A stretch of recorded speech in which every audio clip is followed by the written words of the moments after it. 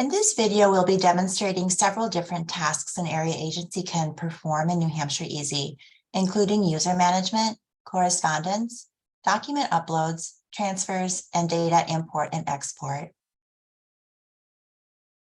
We'll start here with user management. The administrative account for your organization will see a user management icon or section over here that they can click to manage your users. This is the only person in your organization who can manage users. From here, you can click Add User, enter their name here,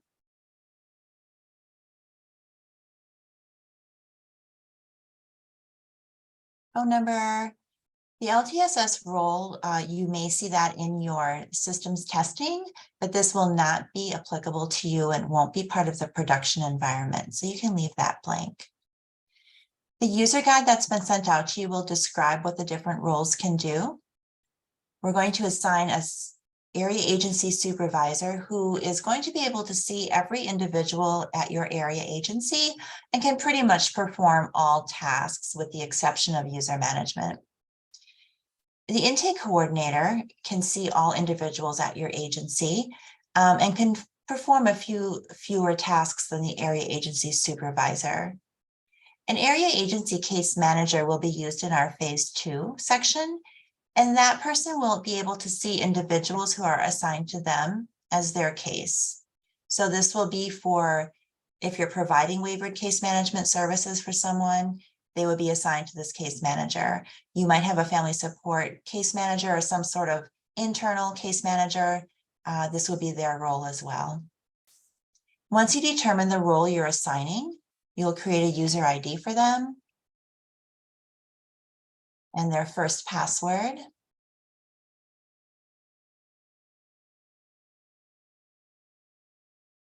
And then click Add User.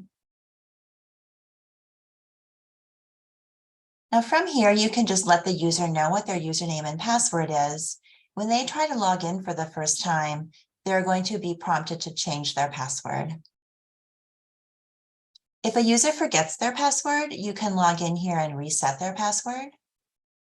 You can edit their account if you need to change their phone number or change their roles, email address, what have you. You can also deactivate the user by clicking inactive. So we wouldn't be deleting a person's user account, but making them inactive if they leave. And all of these access rights are handled by your area agency's administrator.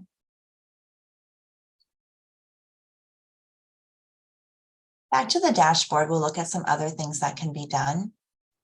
Correspondence is a way for you to communicate with BDS. When you see something here, that means there's a correspondence waiting for you to take action on. This is a general correspondence that we've had come in from BDS. We don't have a specified user, it just came out of BDS. And they're sending you a message about the UCR deadline. You can click it here and look at it. You can reply to it here if you'd like to say thank you. And if you do that, the message will go back to BDS and show on their dashboard. And now it's been cleared out of your to-do list. We can see here that there's a message that came through about eligibility. This one here is related to a particular person. BDS is communicating with you that they need information on Ken. If you get something like this where you need to upload documentation, you can reply to them and saying that yes, you just uploaded the data, the file. And they'll get this message that there's something that's been uploaded for them to look at.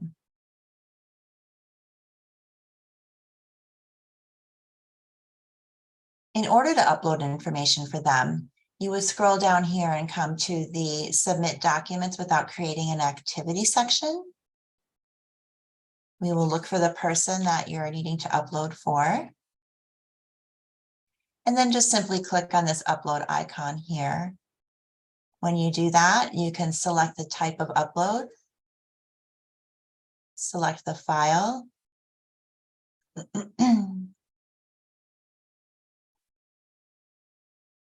and click Submit. BDS will be notified that there's a document there for them to see. You can look at the history of uploaded documents by clicking Upload History. This is showing all documents that have been uploaded in the last month. And here we can see what we just did, along with others.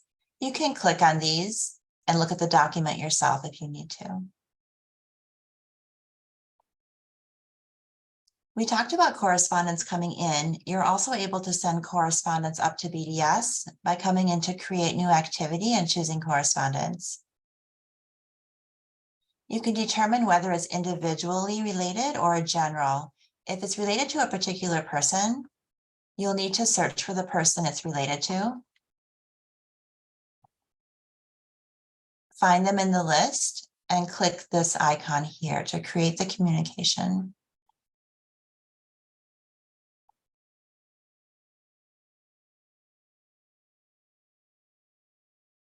You can send a message to BDS here. By clicking Submit, it'll show on their dashboard that they have a new message to address. Plus, it will be saved here with a record showing that you did send the communication.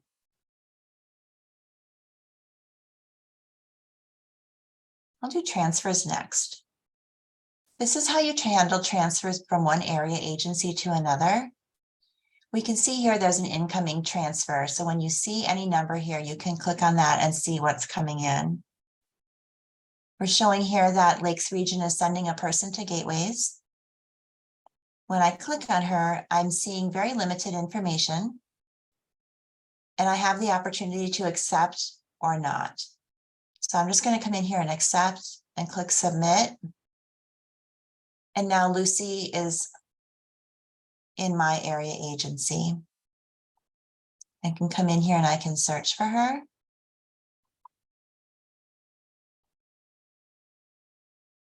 And now I can see all the information that came through with the transfer.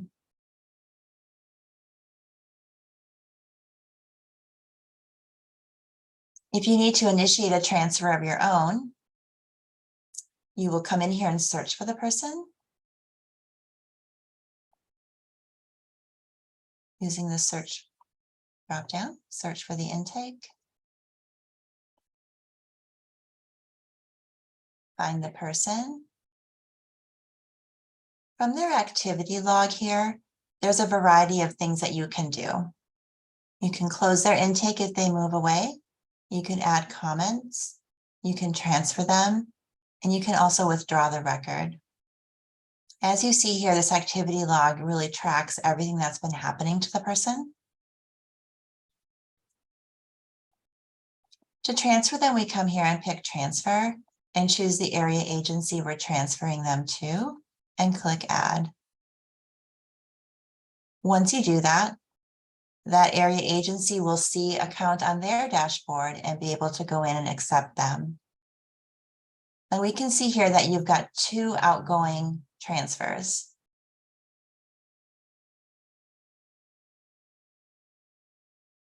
You can also use this dashboard to see transfers that have happened in the last 90 days that you've accepted or that you've rejected. We have the ability to import information into New Hampshire Easy.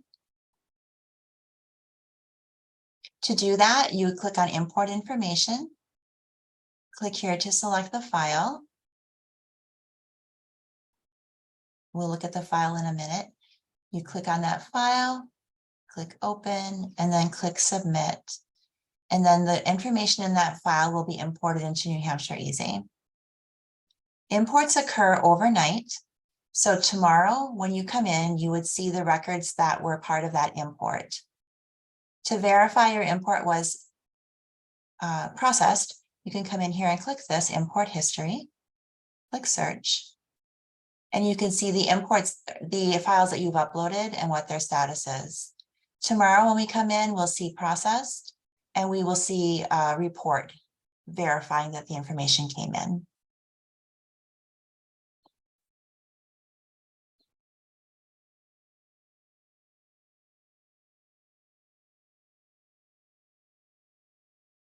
We'll take a look here at the template.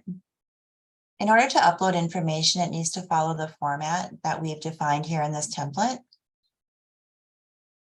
Some of these fields are required and they'll be noted in your guide.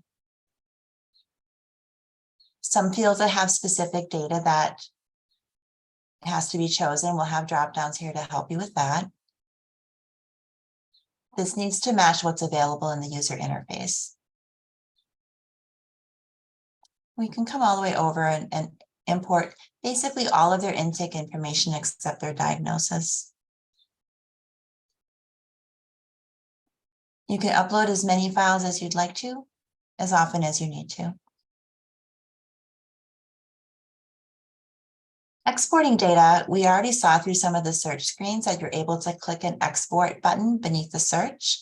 You can also come in here to the export data to get more if you'd like.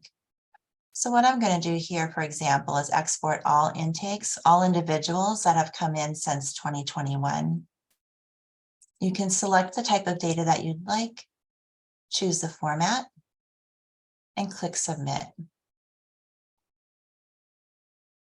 These downloads will happen within your browser, like any other download you would get from the internet.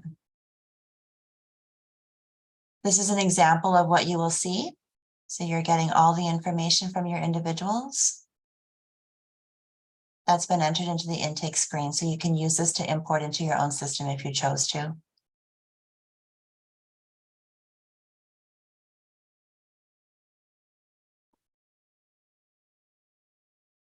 New Hampshire Easy has a rather robust help section.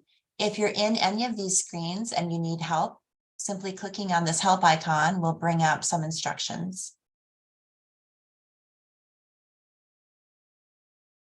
That'll be true for whatever section you're in. Go into registry, you should see help for the registry.